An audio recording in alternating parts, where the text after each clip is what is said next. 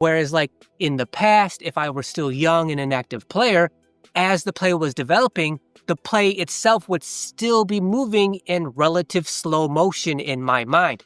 But because physically I can't keep up, it accelerates in the quick moments of the game. Ideally, you'd want the entire game to play out slowly for you so you can completely understand not only what's happening right now, but what's probably going to happen next. But it's much more average and common that the game's just going to move at a steady, understandable pace without going slowly and boringly. That just means that you'll see the game as it's happening. It'll be happening at like 1x speed, and that's good enough for you to understand what's happening and have a decent idea of what's probably going to happen next. If in your mind the game is moving at 1.25 speed or faster, then that means you don't have a grasp of strategy and an understanding of the game yet to be able to have that 1x speed. Because the more you understand the game, the more you understand strategy, the more you understand player psychology, the slower the game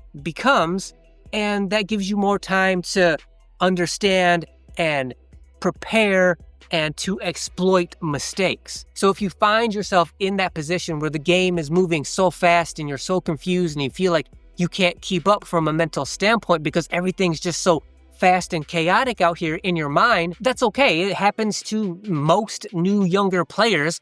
It's just a matter of getting experience and dealing with that experience in real time, and then afterwards reflecting on what happened in the game. Hopefully you have game tape of what happened. Go back, study that game tape, see what happened, see how and why it happened. The more you do that, the more understanding you have, and just naturally, the slower the game becomes in your mind.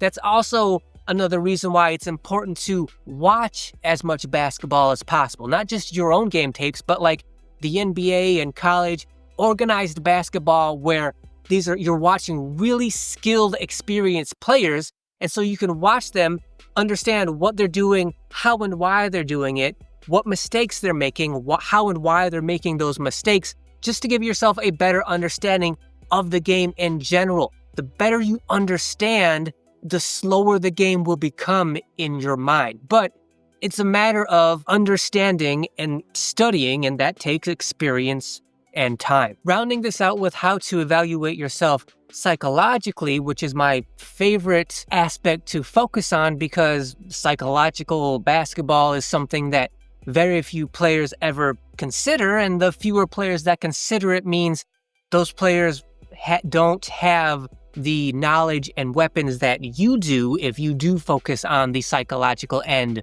of basketball. And really, when we're talking about evaluating yourself psychologically, I think it really just comes down to, are you having fun and enjoying yourself, or are you frustrated? There are all kinds of roads we could go down psychologically as players trying to evaluate ourselves, but to me, the biggest overall bottom line aspect psychological evaluation is, are you having fun? Because that's the definition of recreational basketball. It's to have fun. Now, if you're talking about being an organized player and you have real goals of trying to get a scholarship to college or go professional, that's different. But we're talking about out here recreationally, it's all about having fun. That's the bottom line. Now, you could say this channel is supposed to be about trying to be the very best basketball player you can be, but why?